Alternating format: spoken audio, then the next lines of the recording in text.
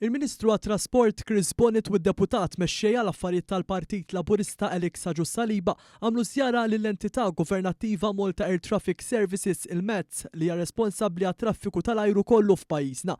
Hawnhekk fil-waqt li ltaqgħu mal-ħaddiema kollha minn kull dipartiment setgħu jinnotaw is-suċċess li qed isir fejn sena wara oħra qed jiġi reġistrat rekord ta' traffiku ta' ajruplani li jinżlu jitilqu mill-Mitjar Malti u jgħaddu minn fuq it-territorju nazzjonali. Fil-preżenza anke tal-kap eżekuttiv tal-mezz il-Perit Klot Mallija, il-Ministru Bonnet tkellem dwar il-ħidma ma taqta' xejn minn dawn il-ħaddiema u kif il-Gvern se jibqa' jinvesti fihom u fis-settur.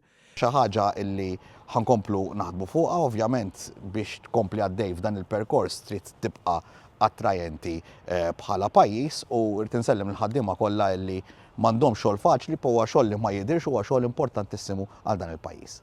Minnaħa tiegħu id-deputat mexxej Laburista nnota l-investiment li qed isir fil-ħaddiema biex ikollhom kundizzjonijiet xierqa.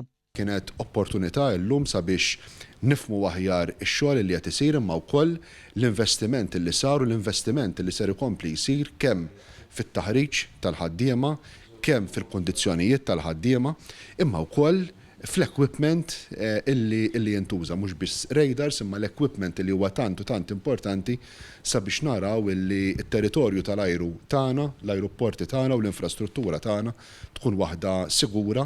Din iż-żjara hija parti minn sensiela li qed jagħmlu r-rappreżentanti tal-Partit Laburista f'diversi joqsma biex jisimgħu mingħand in-nies fit-toroq fil-ħwienet u fuq il-postijiet tax-xogħol tagħhom.